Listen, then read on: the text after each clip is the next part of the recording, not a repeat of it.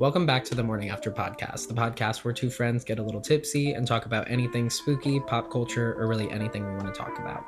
Tonight, we step into the place every human goes every single night, the world beyond our eyelids. Where memories warp, shadows breathe, strangers wear familiar faces, and reality bends into something warm, terrifying, and alive. Dreams. And nightmares. We're going to explore why they happen, what they mean, and why some people fear falling asleep more than death itself. So turn off the lights and get comfortable, but not too comfortable, because the moment you close your eyes, the episode begins inside your mind. Cheers. Okay, today we have the nightcap. All right, I'm gonna run this one. So we need a shot of Tito's for each. Yeah, you can do a little more than that. Okay, and then we need an ounce of blue carousel. That already looks good. And then, oh, I'm forgetting, a half ounce. I need this shot glass for this half ounce because I really don't know. Half ounce.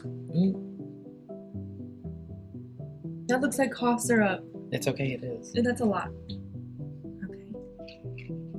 Okay, that'll be good. Of grenadine, and then 3 ounces each of cranberry juice. I'm just gonna freeball it because I don't really know. Yeah. Sure. That looks good. Sure. Okay, and then we top it off with Sprite. This is gonna taste. I feel like this is gonna taste like cough syrup. It looks like cough syrup. Wait, maybe we should have called it NyQuil instead of the nightcap. It fits. No, we'll see how it tastes and then we'll decide. Looks kind of brown. It's like grape soda gone wrong. Okay. Mmm. Okay. All right, let's try it. Cheers. Cheers.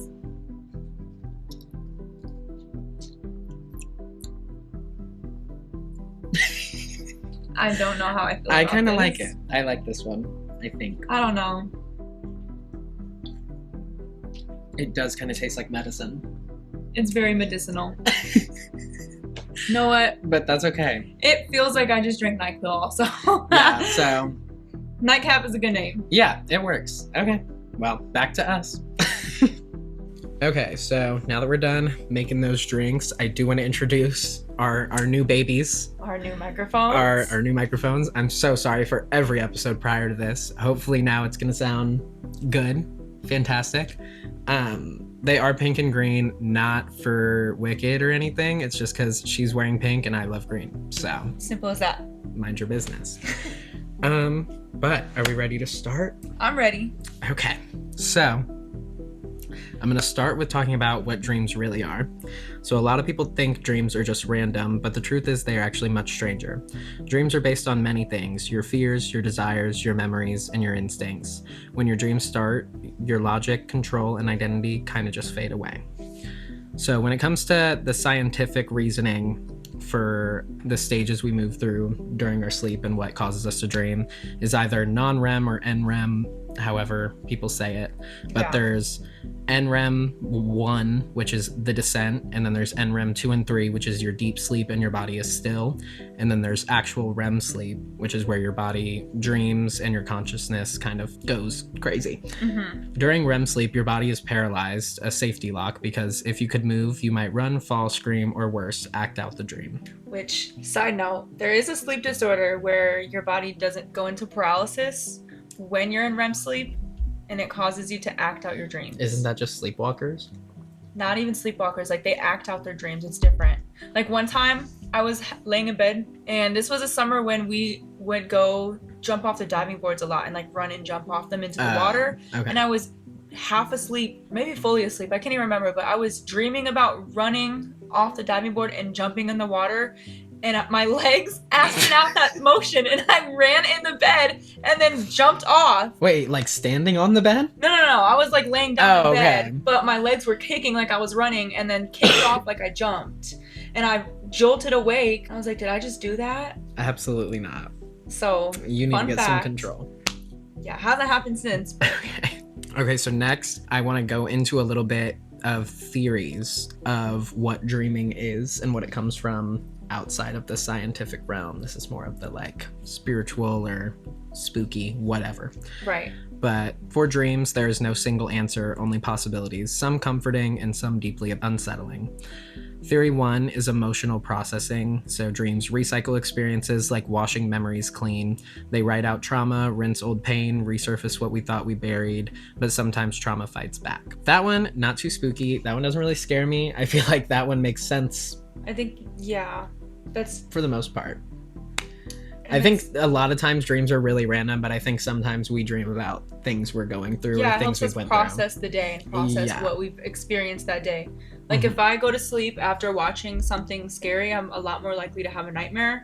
Or if I went to sleep watching something relaxing, I either don't remember my dream or I have a dream of like some normal thing. Right. And then, so theory 2 is the threat simulator. Nightmares train us for danger, being chased, drowning, falling. Your brain rehearses survival like a theater production with no exit. Why does it think you need practice? My thing on that is when I'm in a dream, I punch like this. And then it barely hits them. Or when I run, it's slow motion. I'm in the fucking mud. No, because we're going to get into that. Don't even get me started. Or I have a dream where I jump and I go really, really high but really slow, and then it's hard for me to control where I land. And I've been like, I can't run, so I just jump around and go where I have to go. I've never had that one. I wish I could Hulk jump around the fucking world. No, it's like, you know in Super Mario when you get the little blue mushroom and you're tiny but you can jump like, really high? That's exactly what it's like. Ew, I don't like that. It's horrible. And it's always during a dream when someone's chasing me and I can't run, so I have to hop around like that. You're bunny hopping through the fields trying to get away, but in slow-mo. Exactly. Okay, so theory 3 is Jung's shadow. Jung's shadow? I don't know who Jung is. Never met him. Never heard of that. But dreams show us the piece of ourselves we refuse to acknowledge, the anger, the secrets, the version of us we fear we might become. In dreams, the shadow speaks freely. That one gave me chills, and I don't know why, because it's really not that creepy. It's like we're repressing ourselves, and it comes out in dreams. I feel like dreams are truly just a mixture of a little bit of all these things. No, exactly. This is theory 4, the spiritual gateway. Many cultures believe dreaming is crossing over, visiting the other side. Some see ancestors, guides, and gods. Others see things with no names. If dreams are doors, what pushes back from the other side? Don't love that. I like it in the positive sense, but I don't like it that other things, other than like loved ones and stuff like that, could be pushing back or whatever it's saying. That's freaky, but honestly, I wouldn't be too shocked. Right. Do you have anything about visitation dreams in here? No. Well, that's what I've had a visitation dream, and it's a dream where like someone who's died visits you in your dream. Oh, I've had 2 really good ones and one really scary one. I've never had a scary one. We're gonna talk about my scary one. Oh, but it was like a premonition type scary one. Oh no, that sounds terrifying. What mine was like peaceful, but like you feel the presence of another person in the dream. No, like they're there with you. It's not like, oh, I'm having a dream about this person. It's I'm having a dream with this person. Yeah. That's so exactly how the 2 good ones of mine were. Okay, we'll talk about that when we get there, because I want to revisit this. Okay.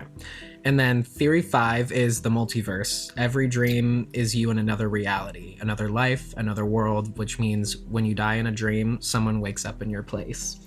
No. That one gives me chills, and I don't like it. I don't like that at all. What the hell? Who came up with this? Who's waking up in my place? I feel like I remember I woke up. I remember the dream. Or it's like, that makes me think of the superstitions, like if you have a dream of your teeth falling out, it means like someone's talking shit about you. Don't worry, we're gonna get into that. Okay. That's what that makes me think of. For the next part, I have nightmares, and I picked just 10 of the most like common, I feel, or ones that I've experienced myself, of like what people experience in a nightmare that like people talk about and like the meanings behind it. Okay. So nightmares are the mind's warning siren, sudden, violent, and unforgettable. Yes. So the first one I have is being chased. This is one of the most universal nightmares, and it rarely means someone is literally after you. It usually symbolizes avoiding something in real life, a responsibility, decision, conflict, fear catching up to you, could be stress, guilt, or unresolved issues, running from your own thoughts or emotions, and anything in that realm. So it's kind of more, I guess, saying like in real life you're like being avoidant. Sounds about right. Which like I could understand. I feel like one of my most common nightmares is being chased, because that is one of my big, like when I watch scary movies and there's a chase scene, especially a chase scene through a house. I can't do it. I hyperventilate and I'm like, I can't watch You it. always cover your eyes. I can't do a chase scene. What were we just watching? Like Ready or Not. Ready or Not. And I was like, no. I don't know. I can't. It terrifies me. I That's know. like the worst nightmare. And I don't know if you've instilled this in me or if I've just developed it, but now I also get like this like high rush of like adrenaline or something when someone is being chased in a chase scene now. Yeah. I don't get like overstimulated or anything by it, but I'm just like, oh my god, get in there! Like, I feel like mine is to the point where there's like that social media trend where it's like pretend Michael Myers is coming and getting you and they're trying to put their keys in. I want to do Even that so bad. Oh my god, my heart gets pounding and I'm like, fucking get in the door! It's your trauma, girl. It must be. because you were chased down by a man in a car once. Damn near forced into a car against my will. Yeah. That must be it. Yeah, for real. I think that ruined you. So anyways, the next one is being trapped in an endless loop. I don't like this one. I've never had this one, but this one was interesting to me. It says a dream like this feels claustrophobic, hopeless, repetitive, and that's the point. It may signal feeling stuck in a routine or life pattern, anxiety about change or lack of progress, the brain mirroring burnout or exhaustion. It can be your mind screaming something needs to change and you know it. I feel like I've had a dream like that. Kind of like a recurring nightmare almost. We'll get into those too. I figured. Yeah. The next one, we already referenced it. Teeth crumbling or falling out. Yeah. This one is disturbingly vivid and leaves a lingering discomfort. Teeth connect to self-image and confidence, communication and expression, loss of control over your body or life. It can also reflect aging or fear of losing beauty, youth, and stability. I've never had this one, and I pray I never do. I've just heard about it from everyone else. Yeah. I think, honestly, maybe once I hit like 40, I'll have this one. But like, I'm excited to hit 30. Like, I'm excited for my 30s. Yeah, me too. I feel like that's the peak of your life. Yeah. So I'm like, I'm not scared of aging. I'm scared of aging more and more, Yeah. but I'm not scared of aging right now because I'm ready to be out of this phase. I'm over my 20s. I feel like for me, it would be like feeling like I have loss of control of just my life. Yeah. Mine, if I were to have it current day, would probably be like a self-image thing or like communication thing, but not like a fear of aging or losing my youth. Because honestly, my friends that are in their 30s, when I see pictures of them in their 20s, I'm like, you look so much better now. Always. And I'm like, God, I can't wait. Yeah. When's it my turn? And you have your shit together. Yeah. So number 4, I have falling from a height. This nightmare. that. Yeah, me too. This nightmare often shows up during stress spikes. Meaning can include fear of failure or losing control, feeling insecure about a decision, anxiety about the future or expectations. Many people wake up right before they hit the ground, symbolizing unresolved fear. Makes sense. Yeah. Again, all the time. Yeah. I have this like every night. I've only had the falling. I only have the falling one when I'm like falling asleep. Yeah. And then I'll like jolt out of my sleep. But I haven't had like one where like I'm actually fully asleep and it wakes me up out of my sleep in like a decade. Yeah, that one doesn't really happen to me. It's usually when I'm on the brink of sleep. I remember the one I did have though. I was on a like speeding train in like a Blade Runner-esque like world, and then I fall off the train, and right before I hit like because it's like one of those like bullet trains, but they're like high up, like way high up, and I fall off, and like right before I hit like this glass roof to a building, I woke up. Do you have a fear of heights?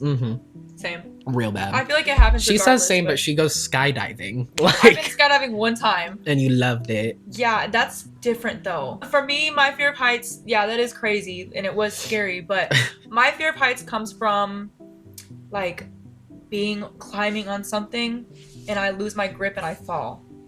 Or like walking on a really like narrow edge of something, but I'm high up and I can, or like climbing a tree or something, like the feeling of I could slip right now and fall and either break a leg or die. Yeah. So when you're skydiving, it's scary, but it's like someone else is in control and it's not me in control if you're tandem skydiving, and that's why it wasn't as scary. Yeah. And I knew like I'm signing up for something crazy as hell, so I am already going into it knowing what to expect. Knowing you're doing something out of character. Yeah, very much out of character. Yeah. Okay. The next one I have is your car losing control. Oh, This one destroyed me. Cars symbolize the journey of life, direction, independence, choices. If the car is crashing, swerving, or the brakes fail, it can reflect fear of losing control of life circumstances, feeling like someone else is steering your decisions, anxiety about the path you're on. If someone else is driving, the meaning intensifies. makes sense. What if no one's driving and the car's controlling itself? Because that's what I have.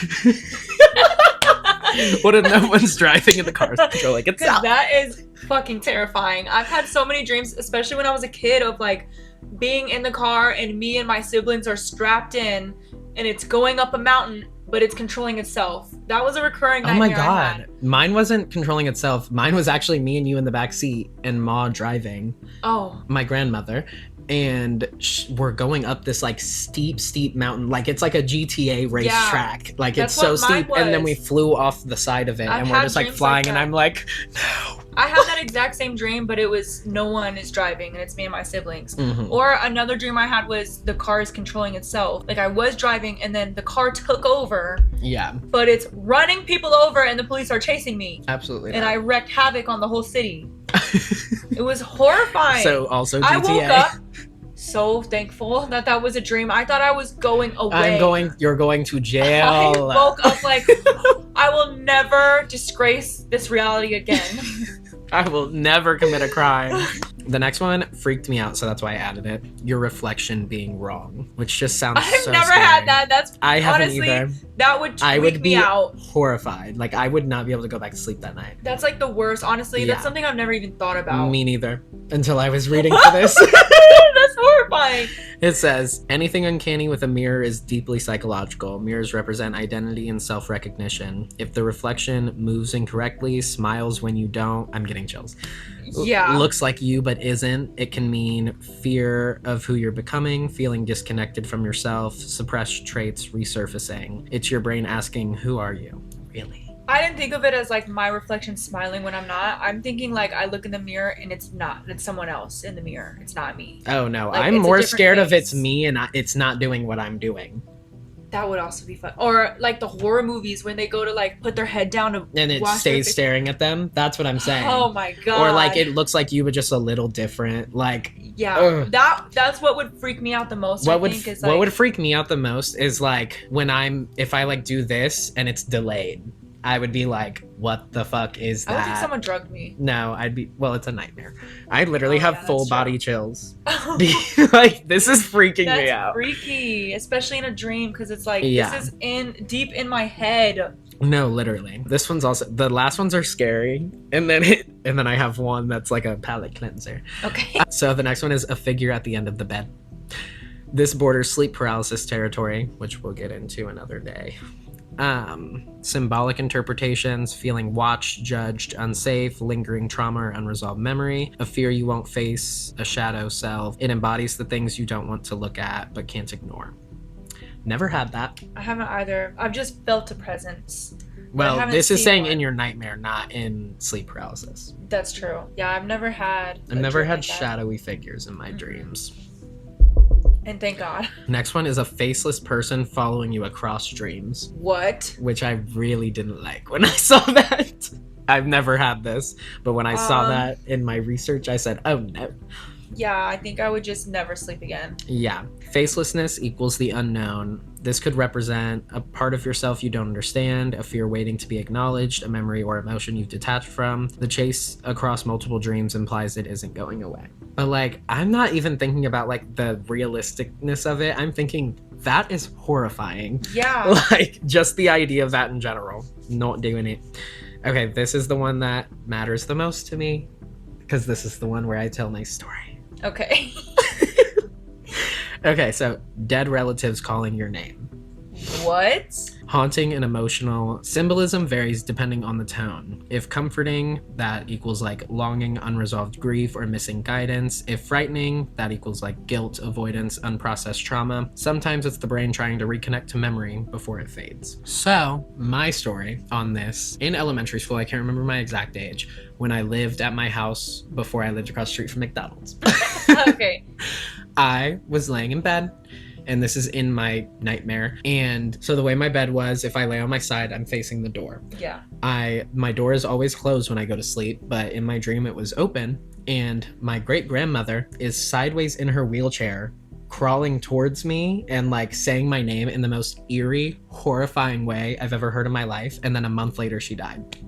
Oh. I had met the lady twice. My God. And a month later she died. Why are you having nightmares about this woman? I don't know, but I had met her maybe twice in my, at that point, 7 years of life, 8 years of life. Did you see her like kind of recently around when you had that nightmare? No, I think the last time I saw her before she died, I was maybe 4. Oh And this happened when God. I was in between like 7 and 10. Was that what you're talking about, like a premonition? Yeah, that's why I think Oh, that that's was horrifying. my first premonition, because she was in her wheelchair crawling towards me and she was like calling out to me and like reaching for me, and I was like, "Get away!" And then she died. Oh my God, that's horrifying. Yeah, it That's, was actually just to think terrible. about is like horror movie material. Yeah, Oh. it was a lot. So yeah, that was so fun for me, and then never had a dream of like anything like that again. I've never had a dream like that of a dead relative calling out to me, especially in a way that's like A living relative that wasn't oh dead yet. yeah. I guess. Yeah, especially in a way that's so just eerie. Yeah, and I can't like mimic Like the that voice. feels so threatening. Yeah, that was my biggest thing, is I'm like, why are you here right now? What do you Yeah. want? What Leave do me you want alone. from me? What do you want? But yeah, R.I.P. girl. Sorry, Grams, but And can't be doing that. our little palate cleanser before we get into more scary stuff Okay. is a partner cheating. Oh. Which, even if unrealistic in real life, this dream hits hard. Meanings can include fear of abandonment or rejection, insecurity or trust issues, even outside the relationship, feeling emotionally neglected or undervalued, sometimes projection, fear you aren't enough. This dream isn't always about them, sometimes it's about you. And it always feels so real. Can't relate, I've never had a partner. But sometimes I just wake up like, damn, did that actually just happen? You're like, damn, I want to turn over. Poop. Boop. Seriously. Okay, well, off the topic of different nightmares, now we're going to talk about nightmares. Oh, okay. So I thought we were, but no, we are. We're going to talk about the nightmare loop. It's a dream that you can't escape. I don't think I've ever had one of those. I have, and they're not fun. So a nightmare loop is one of the most suffocating dream experiences a person can have. It's not just a bad dream, it's a trap. You wake up, or at least you think you do. The room looks the same, the air feels familiar, but something is off. A light is too dim, a picture frame is crooked, your phone won't unlock, and you realize you're still dreaming. The loop resets. I think I have had this one time. Yeah, I've had it maybe twice, and it's not fun. No, Because it's not. then when I wake up, it gets scarier, and then I actually wake up, and I'm like, that was awful. I don't even know what's real Am anymore. I actually awake right now? Literally, I'm having a bad time. Always look at your hands, because if you your hands will always look. People weird always in say dreams. that, but I can never remember that when I'm dreaming. I did one time, and that's how I had a lucid dream. Like the only time I realized like I'm in a dream right now. We'll get into those too. Okay. So why nightmare loops happen? Nightmare loops occur when the brain becomes aware enough to simulate waking, but not enough to actually wake the body. You're suspended, conscious enough to panic, not conscious enough to escape. It's the mind pacing inside a locked room. The brain tries to reboot, tries to surface, but each attempt lands you back inside another layer of the dream, like climbing stairs that lead to the same hallway every time. Does not sound fun. No. I can't even remember what my dream was about, but I can't remember either. I just remember it waking happening a up couple and being times. like something was off, and then realizing like, fuck, I'm still dreaming right now. I'm really bad at realizing that I'm in dreams, Mm-hmm. but I had woken up, more shit happened, and then I woke up again and I was like, oh my god, like why did my brain Let me do that out to of here. me? Like once I actually woke up, I was like, god, that was awful. Why would it trick me like that? And then I Yeah. went back to sleep. So the psychological meaning behind the loop, nightmare loops often reflect a real life cycle, stuck in routine, repeating mistakes, going in circles emotionally, trying to change but nothing changes, living the same day mentally even if life is moving. The dream mirrors frustration, it mirrors exhaustion, it mirrors your sense of being trapped in your own life. Sometimes the loop is a message. You know something needs to break, but you haven't broken it yet. The loop intensifies over time. Most loops escalate. They start subtle, same room, same bed, then warp. The clock reads 333 again. The hallway stretches longer. Voices whisper behind the door you can't open. You walk through the house and end up back in the bedroom again.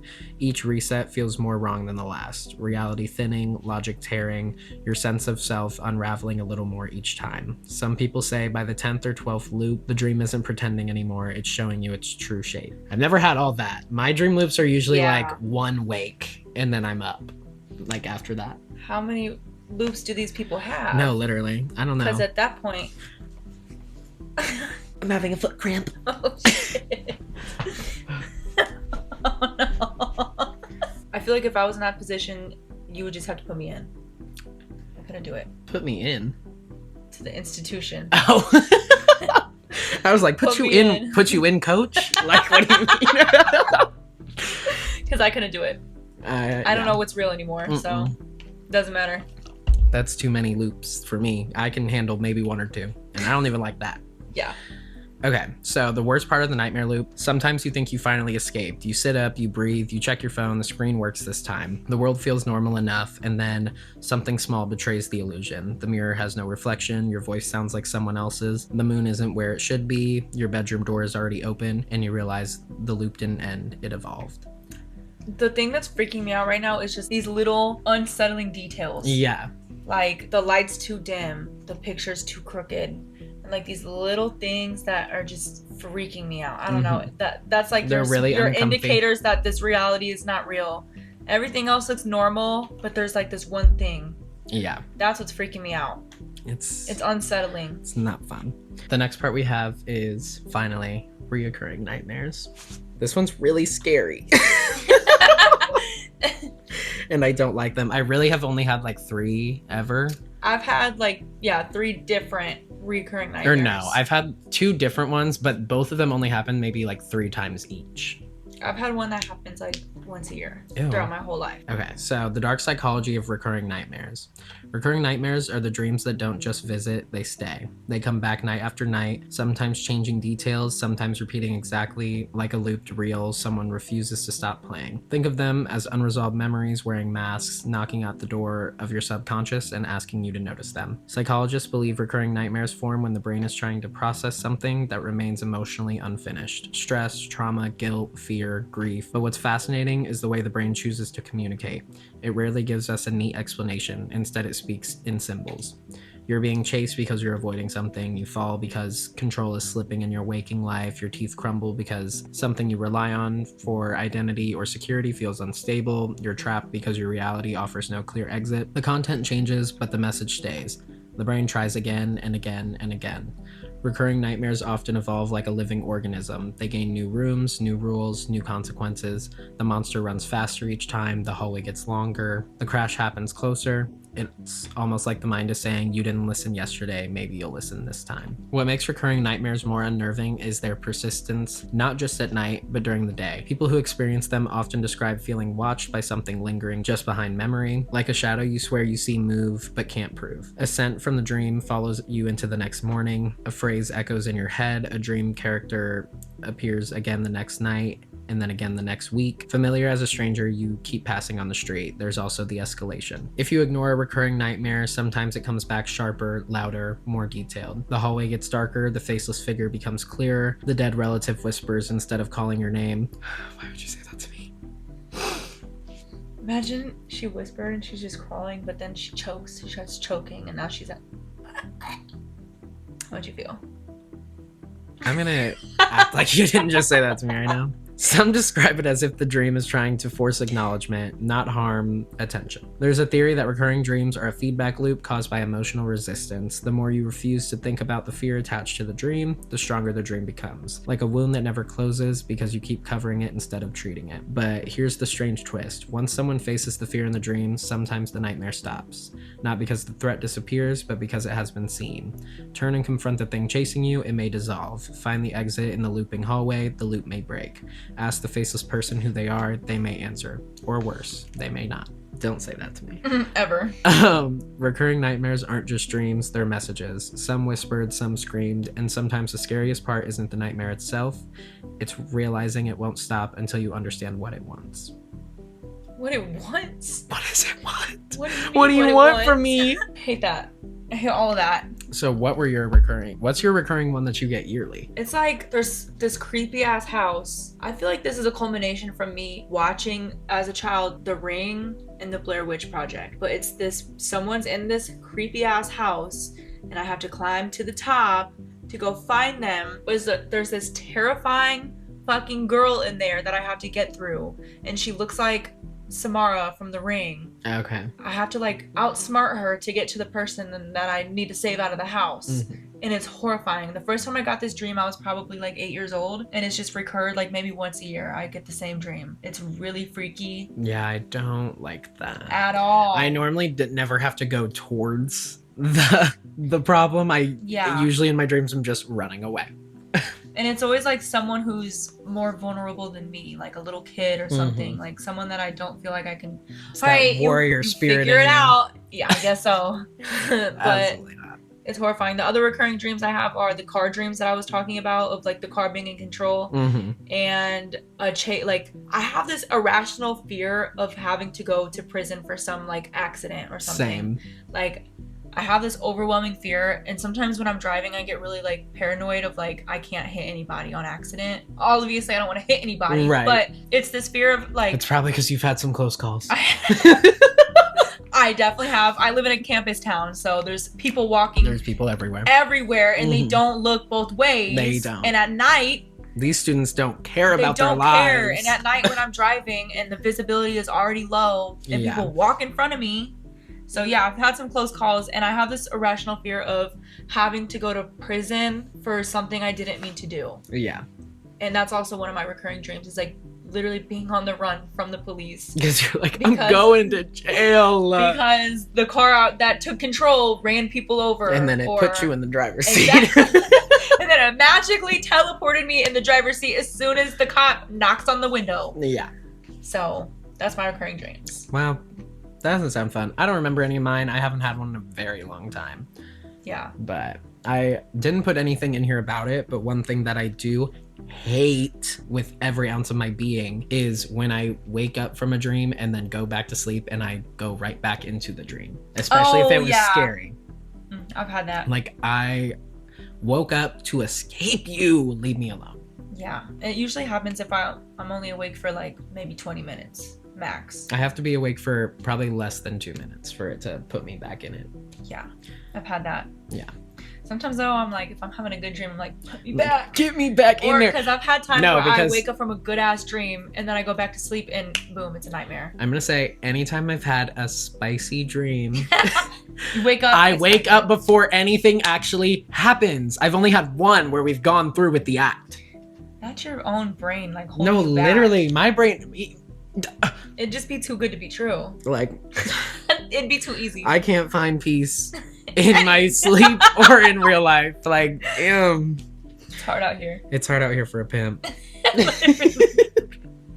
All right, so next, what I have for us, which we've already talked about a little bit, is lucid dreams. Okay. So I just want to start this with saying, one thing I've always been told is that you ever realize you're going to dream, you are never supposed to tell anyone that it is a dream, because their reaction might be scarier than anything else you could think of. I've heard about this, and I feel like I know somebody who experienced this. And that's like, I've been told like they will start like whispering around you and being like, he knows. And I'm like, I'll have a freak out, or they'll like, their faces will start getting distorted, or like they'll start freaking out on you. Why? Like, I don't know. That's what creeps me out about it. It feels like Osmosis Jones. Like, all my white blood cells are attacking the illness, whatever. I don't remember what attacks an illness. Yeah, white blood cells, I think. I'm so smart. Call me a biochem Clearly major. You've seen Osmosis Jones. Clearly. But yeah, so that's horrifying to me. But so why lucid dreams happen? Most dreams operate on autopilot, but if a dream becomes vivid enough, or if you question reality inside it, something clicks. You break the surface. Lucidity often triggers when your brain miscalculates what's real, something in the dream doesn't add up, you start questioning the logic of the dream world, you recognize a pattern, a place you've been before. The moment you realize you're dreaming is like a glitch in the simulation. Some stay lucid for seconds, others wander for what feels like hours, lifetimes, entire alternate histories. That sounds a little Have you ever lucid dreamed? No. I did one time. I had one slight time. I was like conscious, but like wasn't in control anymore. Yeah, Like, that's what I had. Yeah. I had it because I was always told if you look at your hands will be different in your dreams. And I had a feeling in the dream. I was kind of like I noticed something that was like, that doesn't feel like real life. Mhm. So I looked at my hands, and every time I looked at one finger, it'd be two. So I had two pinkies, or I had two thumbs. Mhm. And I was like, that's not normal. So I'm definitely dreaming. And I didn't control anything. I had no control. But I did stay in the dream for quite a while, knowing I'm dreaming and just kind of like experiencing the dream, knowing that I'm dreaming, which is really weird. But were you still like on autopilot, or were you like in control of yourself? I wasn't in control of anything. Okay, that's how mine was. Like, I Yeah. wasn't actually controlling, but I was conscious of what was happening, but I still wasn't like moving my own body or I think anything like that. It was kind of in between because Like, I was like again, watching through my own eyeballs. Yeah, it was kind of in between for me because I had like not a lot of control at all, but enough control to choose to look at my hands. Yeah. And like to choose to like look around. Mm-hmm. But I couldn't Like like you're in go a to VR another headset. room. Yeah, exactly. But I couldn't like go to another room or like Yeah. do some big action. Yeah. It was really freaky though. Mhm. I was unsettled. Unsettled for sure. So the powers you can get when lucidity stabilizes. Yeah. So there's like a certain level you have to reach. Like, that's why people like train basically to have lucid dreams. That's how I knew about the hands, is because people would train by looking at the hands. Yeah, but you can like, you have to stabilize it, or else you won't gain full control, or you'll wake up and all these different That's things. horrifying. So if you have control, is it like, that's like playing within your own mind, because Yeah. then the like, are you controlling what other people do too, or is your brain controlling that and you're also controlling yourself? it's like, oh, I want this person to come over and kiss me. They do that. Or I want this person to go over there and start barking like a dog. They do that. Like, Embark like you want it. embark like. Anyways, so the powers you can get are flying, teleport, revisit memories, talk to people you've lost, step into fantasies or fears, build worlds from emotion alone. Every thought becomes architecture. You think of the ocean, your feet are suddenly in water. You want to see someone, they appear smiling or crying or wrong. That's It's too much power. yeah, Too it's much creativity unchained. The dangers of it: lucid dreams are the place where control can turn on you. The second you feel fear, the world warps. Because in lucid dreams, fear is fuel. The hall becomes darker, the shadow gets teeth. A figure you didn't summon steps forward because your mind just imagined it, and now it's real. Lucidity is a balance, power versus instability. If you lose emotional control, the dream takes back the wheel. So there's also some doors you might not want to open when you're in this. Sounds like a lot of doors I don't want to open. So people who practice lucid dreaming long enough often report characters who know they're not real. Dream figures who say, you shouldn't be here. That's another one. Oh, I just got chills. That's another one that people would say, saying like, this is a dream. They'll be like, you shouldn't be here. And they start like turning on you. Oh my God. Makes me feel so weird. And then you can't, like, if you can't make yourself wake up and you just know you're stuck in that dream now until something wakes you up, and that could be hours. Literally. Days. No. Not literally. But Days? No. Being trapped in a lucid dream, unable to wake up, which obviously we just said. Time passing slowly, too slowly. A presence watching you, waiting for awareness to slip. Some say lucid dreaming isn't entering your mind, it's leaving it, stepping into a place where other things live, things that don't like to be seen. Hate all of that. And hated that.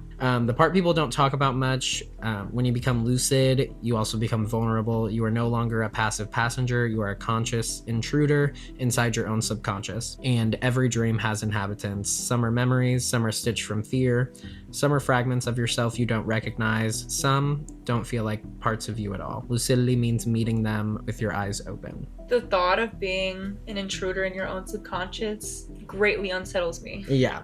Because what do you mean I'm an intruder in my own subconscious? No, that's what I'm saying. What does that even mean? That is me. That just doesn't sound fun. I don't What's wanna in know there? him. I don't want to know him, honestly.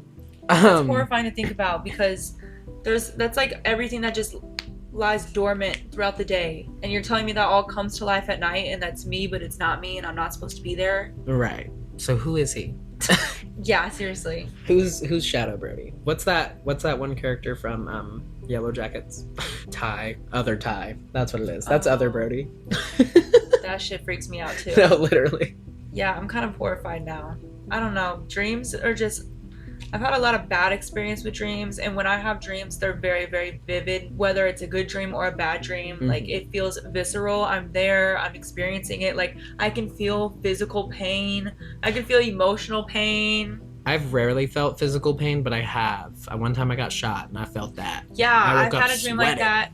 I've had dreams where like I'm hugging somebody and I can feel it. Like I feel like I am there. Like physical sensation feels very real for me in dreams. So when I have nightmares, it can sometimes be like almost traumatic when I wake up and like I just lived through some alternate reality that was fucked up and it felt so real. Like I can't wait till we talk about the sleep paralysis because that is obviously not necessarily dreaming, but it's like a mixed state, and that like messed with my head for weeks after it happened. Like that's how dreams can like mess with you. Yeah, for real. I've had my shared experiences, not per se with sleep paralysis. We'll get into that next week, in 2 weeks from now. But I've definitely had my nightmares. Honestly, I love nightmares. It's crazy as that sounds. When they're like good ones. Like I love me a good like slasher nightmare where like me and my friends are being chased by a killer, because I not want that in real life, but like want to be in a slasher movie so bad. Okay. So like I get to live that dream out in my nightmare. And like, God, it's awful in the moment, but then when I think about it the next day, I'm like, that was so cool. Like, you know what? You know what? That wouldn't be too bad. I think I could live if this was real. I'd be the final girl. I'd be the final girl.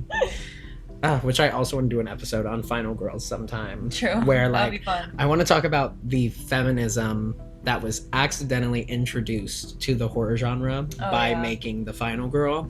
And then I also want to rank final girls and patronize them at that point and rank them and say who's the best and who's the worst.